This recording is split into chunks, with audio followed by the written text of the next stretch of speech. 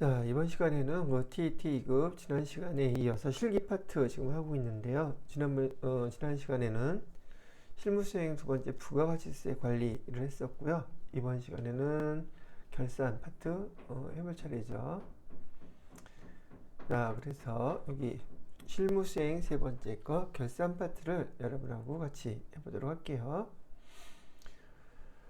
자, 결산을 보시게 되면 여기 수동결산이라고 되어 있죠. 이 수동결산은 여러분이 알다시피 일반 전표 입력에다가 주어지는 그 회계상의 거래를 일반 전표 입력에다가 날짜는 12월 31일 이렇게 해서 해당되는 자료를 갖다가 입력하시는 게 결산 정리분계 하시는 게 수동결산이라고 부르는 것이고, 그 다음에 여기 나오는 밑에 거 이는 자동결산이라고 하는 것은 결산자료 입력 시트에다가 해당되는 계정의 금액을 입력하고 F3 눌러서 전표 추가까지 마무리하는 것을 얘기하는 거죠.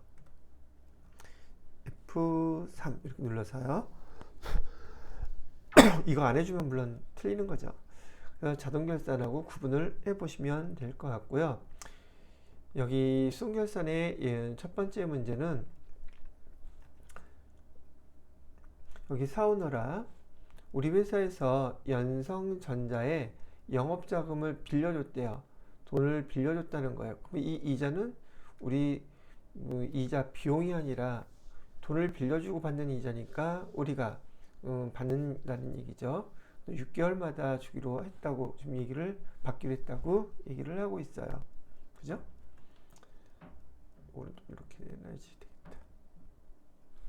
자, 그래서 지금 우리가 이 해당되는 거래에 대한 걸 우리가 입력을 해줘야 되는데, 일단 문제부터 풀어놓고 여러분이 이 문제를 보통 회차마다 결산 문제로 반드시 나오는 문제 중에 한 문제죠.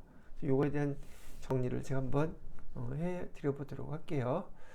대여 기간은 2024년 10월 1일부터 2026년 9월 30일까지 대여를 해주기로 했답니다. 대여 해주기로 한 금액은 그러니까 5천만 원을 갖다 대여해줬는데 연 이자율이 4%라는 거예요. 여기에 대한 결산 정리 분계 하시오라고 되어 있죠. 자, 그러면 얘는 지금 2024년도 시점에서는 2024년도 여기 나와 있는 시점에서는요, 여기 결산 정리 분계를 시행해야 되는 12월 31일까지, 지금 12월 31일에 우리가 결산 정리 분계를 어떻게 해줄 거냐는 얘기예요. 그러면 10월부터 10, 11, 12 이렇게 3개월이죠. 3개월 기간 동안에 우리 결산을 해야지 되는데, 여기는 당연히 2024년을 얘기해요. 2024년 12월 31일에 우리가 돈을 빌려주고 이자를 받기로 했는데 1년치는 아니고 지금 3개월치의 이자가 발생을 한 거란 말이죠. 그럼 이걸 계산하기 위해서는 여기 연 이자율을 한번 계산을 해봐요. 연 단위로. 그러면 5천만 원 한 것에 지금 4%라고 하면은 1년간의 이자, 1년 동안의 보통 이렇게 이자율, 그러면 연이자율을 보통 얘기를 하는 거예요. 아무 말 없으면. 계산기로 5천만 원 곱하기 4% 하게 되면은 200만 원이 이렇게 나오겠죠. 그죠? 이게 1년 동안의 이자예요. 그런데 지금 우리가 여기 계산해야 될 이자는 12개월 중에서 3개월치만 해당된단 말이죠. 12개월치 중에서 12분의 해당되는 우리 거 3개월치 발생한 거 3개월치 이렇게 계산을 해주게 되면 얼마를 우리가 해줘야 될지 금액이 나온단 말이죠. 금액이 얼마예요? 50만 원 나오죠. 50만 원이 3개월치예요. 그래서 여기 계산할 때 지금 이 50만 원이 2024년에 10월 1일부터 2024년에 12월 31일까지 3개월치 이자가 발생을 한 거예요. 그죠? 보통 우리 재무회계는 발생주의로 기록한다 그러잖아요. 발생주의로 기록한다 그러는데 걔가 수익인 경우, 비용인 경우 불문하고 올해 손익계산서에 들어가야 될 금액을 우리는 기록을 해줘야 된단 말이죠. 언제 시점에? 12월 31일 시점에. 그래서 얘를 갖다가 기록해주면 지금 우리가 이건 손익의 예상이라고 부르는 항목인데 어디다 쓸까? 여기다 쓸게요. 그냥 여기다 쓸까? 지금 대변에 우리가 받을 거 이자 수익이 발생했죠. 그래서 이자 수익이라고 쓰는 거예요. 얼마? 50만 원 받을 거 있어. 근데 지금 이 금액은 우리가 받았어요? 못 받았어요? 못 받았죠. 그러니까 차변에다가는 12월 31일 시점에서는 미수. 근데 미수는 못 받았다는 뜻인데 이자 수익이죠. 그래서 이를 우리 뭐라고 부르냐면 미수 수익이라는 계정으로 써요. 그래서 50만 원 못 받았어요 라고 이렇게 12월 31일 날짜로 입력을 해 주셔야 된다는 얘기예요. 어디에다가? 일반전표 입력에다가 수동결산으로 이렇게 입력해 달라는 문제가 바로 얘였던 거예요. 자, 그러면 일단 입력을부터 먼저 해보도록 할게요. 12월 31일 시점에서 차변에다가는 미수수익 금액은 50만원, 그 다음에 대변에다가는 이자 수익 50만원 이렇게 해주면 된 거예요. 자, 여기도 이제 여러분들이 이걸 많이 헷갈려 하시는 부분이 있는지라 이런 문제를 특히 12월 31일 결산 정리분기에 대한 그 분기를 해주시는 문제를 갖다가 용어를 먼저 구분하실 줄 알아야지 이 문제가 이해하기가 좀 더 쉬워질 거라고 생각이 들어요.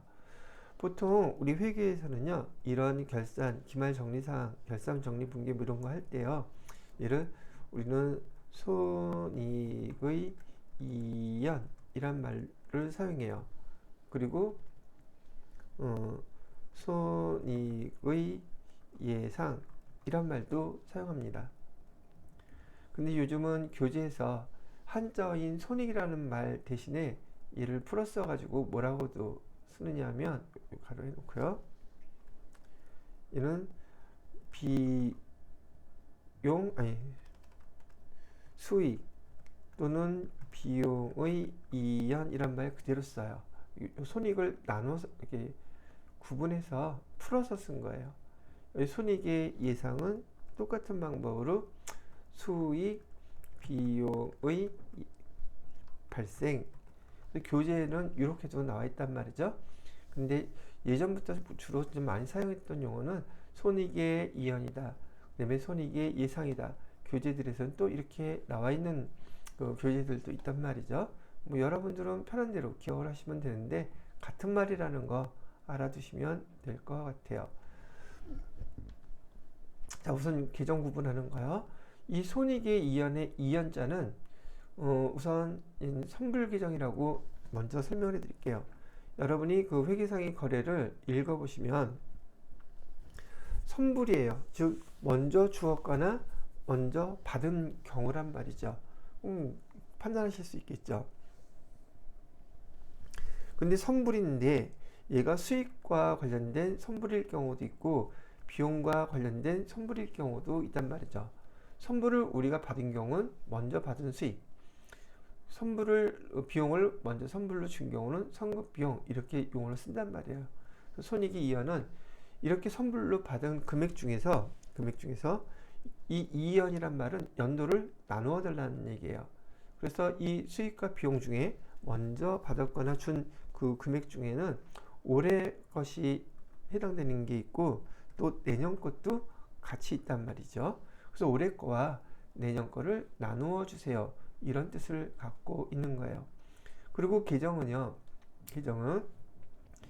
먼저 수익을 우리가 먼저 받은 경우는 선수금 아시죠? 선수금이에요. 이게 일종의 돈을 우리한테 수익인 걸 먼저 받았으니까 임대료를 1년치 먼저 받았다 할 때 내년에 해당되는 것을 먼저 받았을 때는 그걸 선수 수익이라고 불러요.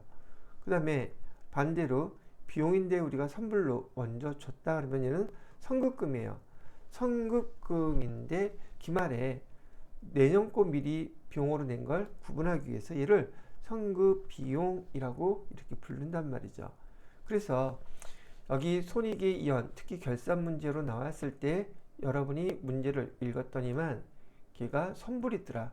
먼저 주었거나 받았더라. 근데 걔가 수익 얘기를 하고 있다? 그러면 선수 수익을 써야 되는 것이고, 비용을 얘기하고 있다? 그러면 선급 비용을 써야 돼요. 즉, 이 손익의 이연 계정은 계정이 앞에 먼저 돈을 주거나 받았다고 하는 계정인 선자가 들어간 계정만 사용을 해야지 돼요. 그리고 조금 전에 얘기했던 것처럼 선수 수익은 수익을 먼저 받았다는 뜻이고, 선수 수익이 자산 계정인지 부채 계정인지 자본 계정인지 수익 계정인지 비용 계정인지 이거 물어보는 문제도 줄곧 나온단 말이죠. 얘는 두 가지 계정이 합쳐졌다고 생각을 하시면 돼요.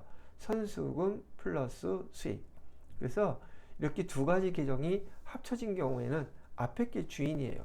그래서 얘는 선수금이라고 생각하시고, 수익자가 끝에 붙었다고 해서 손익계산서 계정이 아니라 얘는 재무상태표의 부채 계정이에요. 거기에 반해서 선급비용도 마찬가지 방법으로 선급금인데 비용을 먼저 선급 지급해 준 거다. 그래서 얘는 선급금이 자산 계정이잖아요. 그래서 선급비용도 자산 계정이라는 거 잊지 마세요. 뭐 여러분들한테 그 재무회계에서 많이 그 회계 이론에서 말로 물어보는 문제 중에 이 계정에 대한 것들이 많이 있어서 구분하시라고 한번 정리해 드려요. 자, 그 다음에 그 손익의 예상이라고 하는 것은 얘는 후불 개념이에요. 후불이라고 얘기하면 여러분들이 돈을 아직 주거나 받지 않았다는 거예요. 대상은요, 당연히 수익 또는 비용이에요. 그래서 얘는 포인트가 올해 발생된 금액만 우리가 예상하면 되는 거예요. 올해 것만. 뭐 내년도 건 필요 없어요. 그리고 얘는 후불 개념이기 때문에 우리가 수익인 걸 아직 못 받았다? 그러면 얘는 미자가 들어간 거. 후불은 돈을 주거나 받은 게 아니기 때문에 미수 수익이라고 불러요.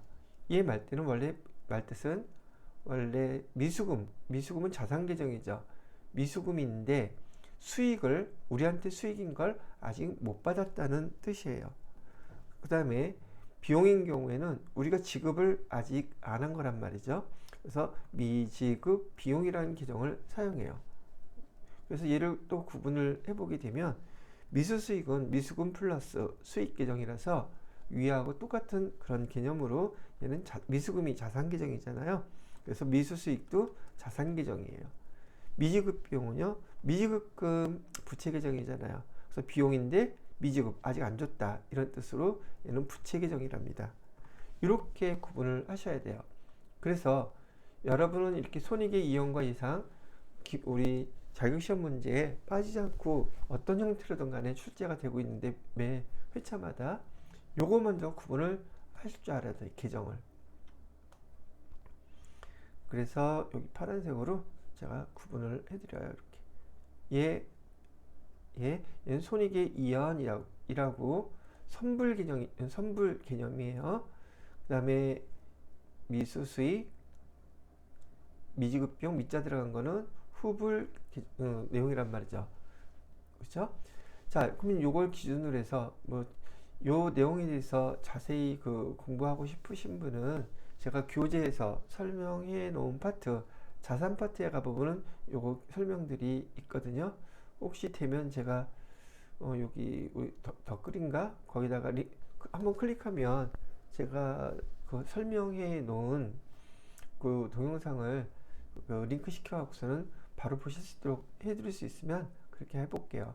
제가 아직 유튜브 만지는 걸 잘 몰라가지고 이렇게 수업 올리기만 하는데 조금 봐서 한번 찾을 수 있으면 하는 방법을 알면은 제가 밑에다가 링크를 시켜 놓도록 할게요. 자, 그러면 요걸 기본적으로 알고 계신다면 다음에 요 문제 한번 읽어볼게요. 다시 사오노라 여기는 연성전자에 영업대금을 대여하고 이자는 돈 빌려주고 이자는 당연히 우리가 받는 거겠죠. 그죠? 6개월마다 받기로 했다라고 했어요. 현재 지금 돈을 받았나요? 못 받았나요? 아직 못 받았죠. 이건 일정한 6개월이 지나야지만이 받을 수 있는 거잖아요. 현재로는 못 받았어요. 못 받았으면 얘는 손익의 예상에 해당되는 거구나. 이거는 후불 개념이니까. 그럼 우리가 사용할 수 있는 계정은 선자 들어간 이 계정은 절대 사용할 수가 없어요. 왜? 후불이니까. 그러면 둘 중에 하나예요. 미수수익을 사용하거나 미지급 비용을 사용해야지 되는데 지금 얘가 비용을 얘기하고 있어요. 수익을 얘기하고 있어요. 수익을 얘기하고 있죠. 우리한테 수익, 이자 수익. 그러니까 이 계정에서는 미수수익이라는 계정을 사용해야겠구나 라고 이렇게 판단을 하신다는 거예요. 그래서 미수수익 사용하기로 했으니까 미수수익은 지금 자산 계정이라고 했으니 차변에 기록해야 되잖아요. 그죠? 차변의 금액 얼마? 아까 계산했던 50만원 올해에 해당되는 거. 그럼 대변에다가는 뭐라고 써요? 올해 수익이나 비용을 예상하는 거라 그랬잖아요. 우리가 이자 받을 게 얼마가 발생했던 거예요? 이자 수익이 얼마 발생했었어요? 50만원 발생했었잖아요. 그러면 말뜻은 우리가 이 기간 동안에 이자 수익이 50만원 발생했는데 아직 못 받았어요. 그래서 미수 수익 차변에 이렇게 써주고 대변에 이렇게 써주면 되는 거예요. 지금 조금 전에 분기한 것처럼. 자, 요 문제 하나 해가지고 더 이 각각의 계정들마다 지금 거래 예제로 설명드리면 좋겠지만 그렇게 하기에는 시간이 좀 촉박하니까 여러분들은 문제 나올 때마다 제가 이렇게 설명을 해드릴 거고 미리 공부하시는 분들은 여기 손익의 이연과 예상에 대해서 한번 천천히 복습을 해주시면 좋을 것 같아요. 계정 구분하는 문제도 아주 이론 문제에서도 수도 없이 계속 나온단 말이죠. 잘 익혀 놓으셔야 될 파트라는 걸 말씀해 드리는 거예요. 됐죠? 자, 이렇게 됐고요. 다음은 2번 결산 자료에 의한 자동 결산이라고 되어 있어요. 자, 얘도 문제를 한번 보고서 시작하죠. 기말 재고자산 실사 내역이라고 나와 있네요. 여기 제공품을 보니까 장부상 금액과 실사 금액을 비교하고 있어요. 제공품은 760만원, 760만원 동일하니까 우리가 결산자료 입력에다가 기말 제공품에 760만원 그대로 입력하셔도 돼요. 그 다음에 제품을 보니까 1200만원, 여기는 1164만원, 금액이 더 적네요. 그죠? 여기 보니까 왜 적은가 봤더니 제품의 기말 재고 부족분은 모두 정상 감모에 해당된다라고 했죠. 감모는 수량의 차이예요. 여기서 보니까 수량이 몇 개가 차이가 나요? 수량의 차이는 뭐라고 부른다? 감모라 그래요. 수량의 차이는 재고 자산 감모 손실이라고 부르고요. 여기 단가 있죠.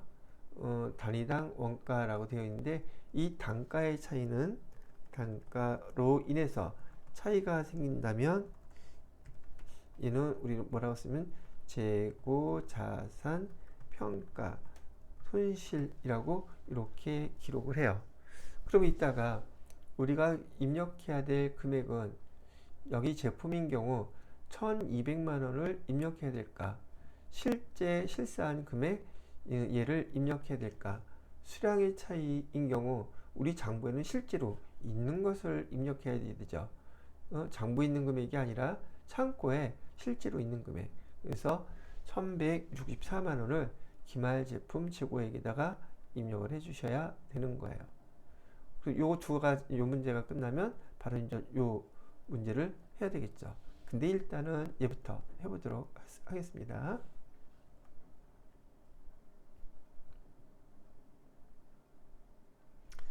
자, 결산 자료 입력을 클릭하시고요. 월은 1월부터 12월까지. 그래서 여기 제공품 계정.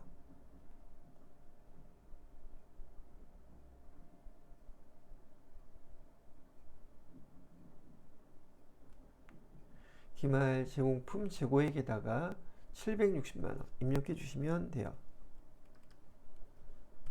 띡 됐고요. 그 다음에 기말 제품 재고액에다가는 기말 제품 재고액 여기다가는 1164만 원 이렇게 입력해 주시면 된다는 얘기죠.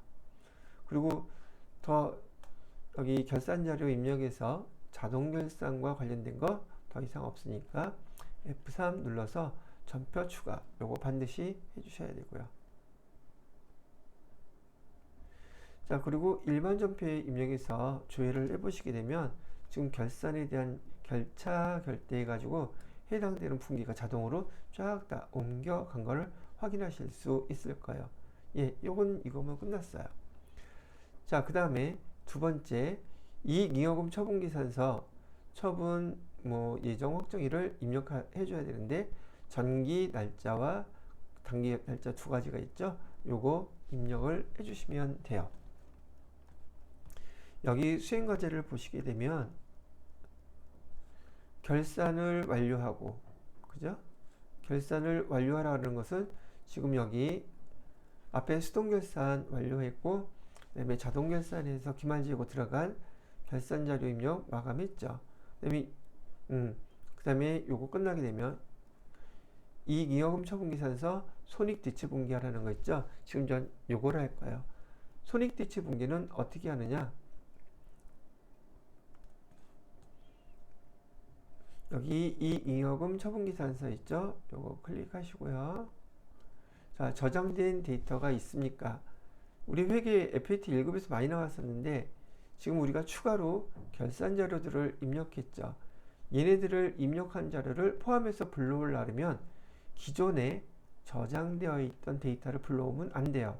그래서 아니오라고 누르셔야 돼요. 그래야지 추가로 입력된 자료를 포함한 자료를 우리 이 잉여금 처분계산서에 반영을 한단 말이죠. 그래서 아니오를 눌러주시면 돼요. 자, 그렇게 됐으면은 여기 두 번째 주어진 자료대로 단기는 처분 예정일이 언제냐면 2025년 02월 28일이죠. 전기는 2024년 02월 28일. 네, 이렇게 입력해 주시고 여기도 마찬가지 결산자료 입력처럼 전표 추가를 반드시 입력해 주셔야 돼요. 이거 안 하면은 안 되고 지금 여기 이익잉여금 처분계산서에서 전표 추가를 하지 않으면 재무상태표 지금 한번 조회를 해볼게요. 재무상태표를 조회해 보시잖아요. 12월 달로 조회하면은 결산한 여기 미처분 이익잉여금 3호 이 금액하고 다 맞게끔 돼 있네. 원래는 얘가 지금 마감이 안 된 상태에서 재무상태표를 조회하잖아요. 그럼 에러 코드가 떠요. 에러 코드가 뜨는데 우리가 지금 여기에서 여기 전표 추가를 눌러 주셔서 5건 마감을 시켜 주시면은 그런 다음에 재무상태표 조회할 때 그 대차 차익 에러 난다고 에러가 뜨지 않아요. 뭐 그렇다고 치고 얘는 프로그램에서 여기다 입력 반영하면 다 맞춰주게끔 되어 있는 것 같아요. 자, 그리고 요 말 뜻 설명 좀 드릴게요. 자, 여기서 단 이익잉여금 처분 내역은 없는 것으로 하고 라고 되어 있죠. 이익잉여금을 처분한다는 것은 여기 보시게 되면 우리가 벌어들였던 돈에 대한 이익잉여금을 처분하는 방법은 크게 세 가지가 있어요. 현금으로 배당한다든지 주식으로 배당한다든지 이렇게 적립금으로 이렇게 처분을 할 수가 있거든요. 근데 지금 이 문제에서는 대부분 TAT 2급 문제에서는 이런 이익잉여금 처분 없다고 가정을 하는 거죠. 여기서 없는 것으로 하고 여기 미처분 이익잉여금을 전액 2월 이익잉여금으로 이월할 것이라고 되어 있죠. 근데 여러분들이 또 이게 무슨 말인지 못 알아듣는단 말이죠. 미처분 이익잉여금이라는 거 여기 있죠. 이 미처분 이익잉여금은요. 여기에 전기월 미처분 이익잉여금 이 금액하고요. 그 다음에 당기순이익 올해 벌은 돈 요 두 개. 요 두 개를 합친 금액이에요. 합친 금액이 우리가 미처분 이익잉여금이라고 부르는 거랍니다. 그럼 미처분 이익 잉여금 이게 무슨 뜻이에요? 그러는데 말한 것처럼 이거는 지금 우리가 미처분 이익 잉여금은 우리가 이 잉여금으로써 즉 우리 회사에서 당기 순이익과 그 전년도 또는 그 전전전전년도 여지껏 매년 당기 순이익을 처분하고 여기 처분하고 남아있는 금액들의 합계 금액인 거예요. 그래서 전년도까지 처분하지 않은 이익 잉여금하고요. 올해 또 이익이 발생한 당기 순이익하고 합쳐서 미처분 이익 잉여금이라고 부르는 거예요. 만약에 이 금액을 우리가 회사에서 현금 배당이다, 주식 배당이다, 적립금으로 처분하게 되면 그만큼 이 미처분 이익 잉여금 금액이 줄어들어요. 용어 설명은 그렇다는 얘기예요. 그래서 미처분 이익 잉여금은 뭐하고 뭐 합친 금액이다. 여기 현재 나와 있는 금액 중에서는 정기월 미처분 이익 잉여금하고요. 당기 순이익하고 합친 금액을 미처분 이익 잉여금이라고 불러요. 그리고 이 미처분 이익 잉여금은요. 여기 잉여금 처분계산서에서 불리는 명칭이에요. 근데 이 똑같은 금액이 재무상태표로 대체돼요. 재무상태표로 가게 되는데 재무상태표에서는 이 미처분 이익 잉여금의 계정 이름이 2월 2이 잉여금이라는 말로 바뀌어서 사용이 됩니다. 사뭇 여러분이 배울 때는 학생이고 집에서는 아들, 딸 또는 뭐 남편, 아빠, 엄마 이렇게 명칭이 나라는 존재는 그대로인데 어디서 소속되어 있느냐에 따라서 명칭이 바뀌는 것처럼 재무상태표에서는 이익잉여금 처분계산서에 미처분 이익잉여금을 2월 이익잉여금이라고 이렇게 부른다. 그래서 금액이 같은 금액이어야 돼요. 미처분 이익잉여금이나 2월 이익잉여금이 항상 여기서 같은 금액으로 가야 됩니다. 라고 얘기를 해 드리는 거죠. 그래서 문제에서도 미처분 2월 이익잉여금은 전액을 2월 이익잉여금으로 이월할 것 이렇게 돼 있는 거예요. 자, 이 상태에서요. 이 미처분 이익잉여금이 재무상태표에 똑같은 금액인가 봤더니 미처분 이익잉여금 그래서 여기 350878 똑같죠. 그래서 시험 문제, 평가 문제에서도 반드시 이 금액이 얼마냐고 물어봐요. 왜? 여러분이 여기 마감을 제대로 잘 했는지를 물어보기 위한 문제인 거죠. 자, 그렇게 봐두시면 될 것 같아요. 자, 그럼 이렇게 해서 여기 결산 자료까지 입력을 다 해봤고요. 이제 우리 재무회계 전체적인 실무 수행 평가 문제를 하나씩 찾아보면서 답을 해보기로 하죠. 자, 21번 문제는 영수증 수취명세서 조회해달라 그러죠. 아까 했던 문제예요. 영수증 수취명세서 몇 번 연습해 보시면 여기서 어떤 문제 물어보겠구나 금방 정형화돼 있어서 여러분이 답하기가 어렵지 않을 거예요. 영수증 수취명세서 1번이래요. 여기 영수증 수취명세서 1번이죠. 12번 명세서 대출 대상금액 명세서 12번이라고 돼 있죠. 요거 아까 요거 아니면 요거 물어본다 그랬잖아요. 물어보는 거죠. 명세서 제출 대상 금액 얼마예요? 35,000원. 요거 답하시면 되는 문제예요. 자, 22번 문제는 지급 어음 현황을 조회해 달라고 얘기하고 있죠.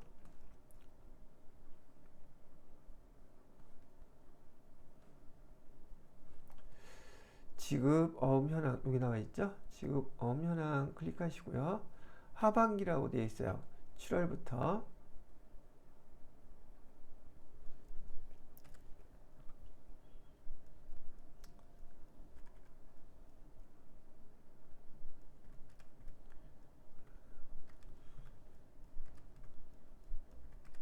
2024년 12월 31일까지 다 치게 되면 만기가 도래되는 거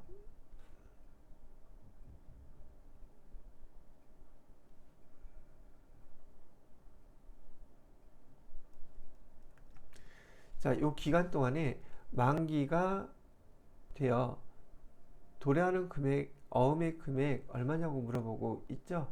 그럼 우리가 이건 돈, 지금 어음을 결제한 거예요? 안 한 거예요? 안 한 거죠. 밑에 보시면 만기가 도래해야 되는 금액 미결제, 그래서 1600만 원 이렇게 나와 있는 거 보이시죠? 그래서 결제하지 않은 금액, 이거 우리가 도래할 거 1600만 원입니다. 요거를 답해 주시면 되는 문제였어요. 자, 그 다음에 23번 문제는 일개표, 월개표를 조회해 달라고 하고 있죠. 전체 메뉴에서 일개표, 월개표. 자, 3월에 발생한이라고 했으니까 3월이면 월 단위 구분이라서 월개표를 보는 게 빠르겠네요. 3월만 이렇게 해주시면 되겠죠. 그 중에서 영업의 비용 얼마냐요? 쭉 내려가시면 영업의 비용 여기 있죠. 영업의 비용 얼마예요?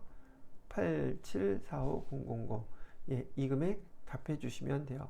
영업의 비용 여기 있죠? 이렇게 찾는 거예요. 그 다음에 24번은요. 4월에 발생한 제품 매출액 물어보고 있어요. 또 4월로 바꿔주셔야겠죠. 4월에서 밑으로 쭉 내려가면 손익계산서 항목이니까,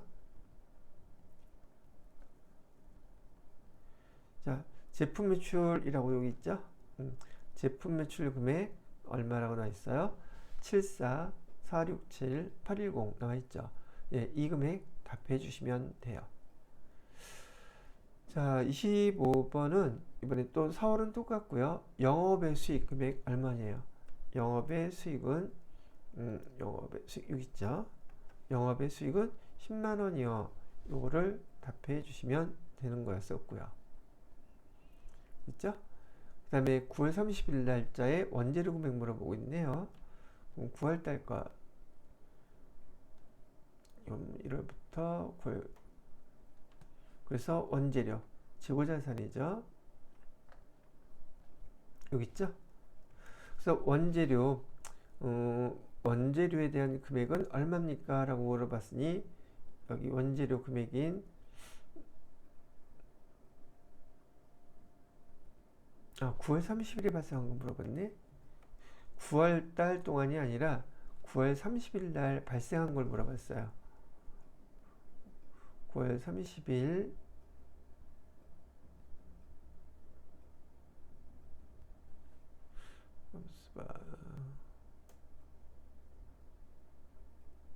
일개표, 월개표. 이거는 월 단위로 하면 안 되겠죠. 9월 30일 날짜를 물어보고 있으니까. 그죠? 9월 30일에 발생한 거. 그럼 이거 일개표 물어봐야죠. 9월 30일 것만. 자, 부가세 대급금에서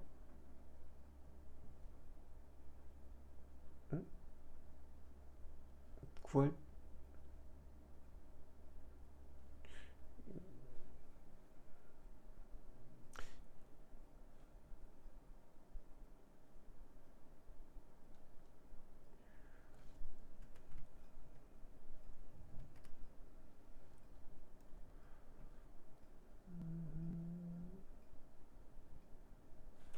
잠깐만요.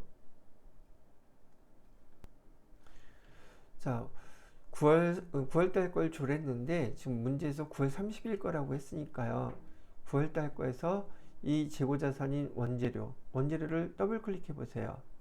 더블 클릭해 보시게 되면 9월 30일 날 원재료 매입한 금액에 대해서 계정은 여기 원재료 지금 나와 있죠. 금액이 얼마 발생했어요? 30만 원 발생했다. 요거를 물어본 문제예요. 요건 더블 클릭해서 그 날짜 거 보면은 이 날짜 이외에도 다른 날짜들이 쭉 있었으면 아마 다 나타날 거예요. 근데 여기서 문제에서 당일 거, 9월 30일 당일 거만 물어봤기 때문에 요 날짜를 보시고 30만 원 이렇게 답해 주시는 문제가 되겠습니다.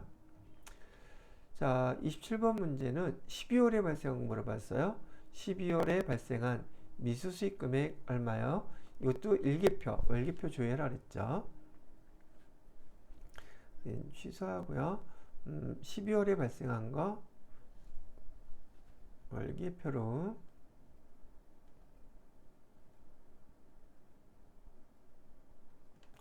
자, 미수수익 여기 있죠?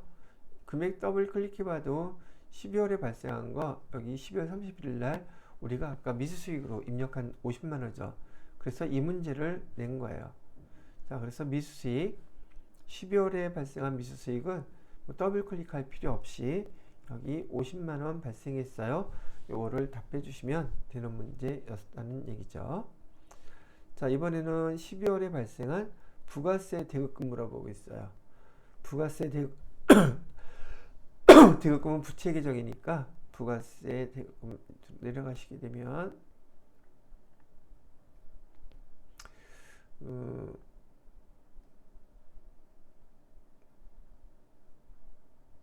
부가세 대급금 부채 계정이 어디 갔냐?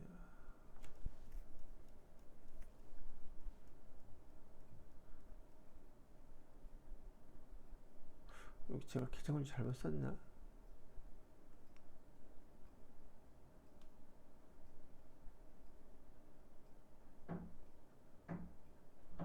여기 있네. 부가세 대급금 자산 계정이죠. 부가세 예수금이 부채 계정이고 부가세 대급금은 자산 계정이었어요. 그래서 발생한 금액이 얼마냐고 물어봤죠. 여기 답해 주시면 되겠죠. 251만 2,569원. 요거를 답해 주시면 되는 문제였었어요. 자, 여기까지가 일개표, 월개표에서 조회했던 문제고요. 29번 문제는 거래처 원장을 조회해서 알려달라는 문제죠. 올려놓고요. 거래처 원장 조회.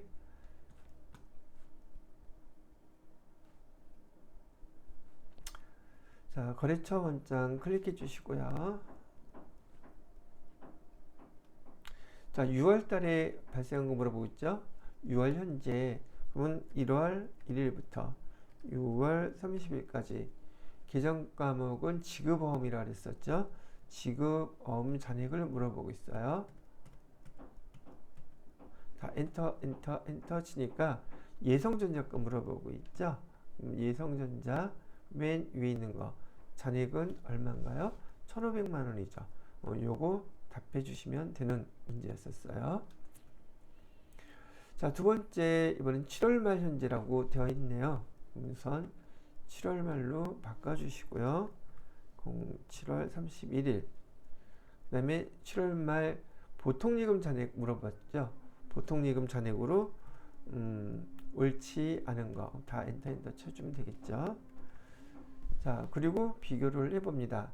자, 옳지 않은 거 찾아야지 돼요. 국민은행 여기 있죠.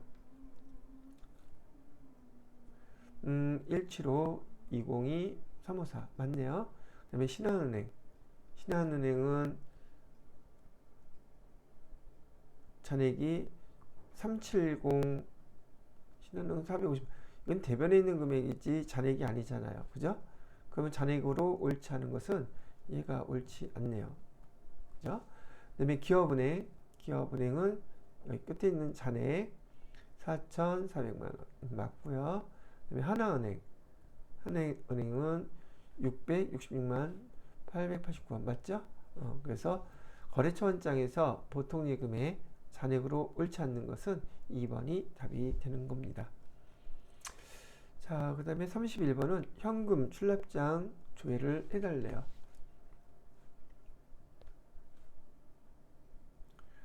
현금 출납장 4월이라고 그랬으니까요. 04월 01일 04월 30일. 자, 이렇게 해서 4월에 현금 입금액이 얼마냐고 물어보고 있어요. 이거 현금 출금액 아니지? 4월에 현금 입금액 31번 문제였죠. 그럼 입금한 거 물어보면 되겠죠. 그죠? 그래서 4월에 현금 입금액 보시게 되면 여기 월계 해가지고서 4월 한 달 동안 것이니까 월계로 2,799만 4,741원 요거를 답해 주시면 되고요. 그 다음에 이번에는 10월달 현금 출금액을 물어보고 있어요. 10월달 얘도 마찬가지로 10월 1일부터 10월 31일까지 밑으로 쭉 내려서 한 달 동안에 여기 출금액 있죠. 월계로 출금액 요거 얘기하는 거죠. 금액은 얼마라고 되어 있어요? 8,078만 6,130원. 요거를 답해 주시면 32번의 문제도 답이 되는 것이죠. 자, 이렇게 설명하고 이번에는 33번 문제로 가볼까요? 합계전액산표 조회해달래요. 합계전액산표 결산 클릭해 주시고요. 4월 말 유동부채 보니까 4월 달로 물어보고 있죠. 4월 달 말로 4월 30일로 유동부채 쭉 내려가게 되면 유동부채라고 나와 있는 거 보이시죠? 유동부채 4월 말 유동부채 잔액은 얼마입니까? 라고 물어보면 716, 753, 942 요거 답하시면 되는 문제예요. 합계전액 시산표에서. 자, 이번에는 손익계산서 얘기하고 있네요. 손익계산서 클릭해 주시고요. 단기라 그러면 12월까지 조회를 하시는 거죠. 발생한 이자 수익 금액 얼마냐요? 이자 수익 우리 아까 입력했던 건가 보죠. 그래서 이자 수익 여기 있죠. 이자 수익 단기 거 발생한 거 얼마라고 나와 있어요? 352만원 나와 있죠. 352만원 이거 답해 주시면 돼요. 그 다음에 35번에서는 재무상태표를 조회해 달라고 하죠. 재무상태표에서 12월 현재 12월로 되어 있고요. 아까 얘기 드렸던 12월 말 2월 잉여금 2월 또는 미처분 잉여금 잔액으로 오른 것은 이라고 되어 있죠. 이 금액은 맨 밑으로 가셔가지고 여기 미처분 잉여금 3, 5 이거네요. 그죠? 이렇게 찾아서 답을 해주시면 되는 문제였었다는 얘기예요. 자, 여기까지 해서 여러분들하고 결산 문제하고 재무평가 문제 같이 해보았고요. 다음 시간에는 실무수행 네 번째 근로소득관리에 관련된 문제를 해보도록 하겠습니다.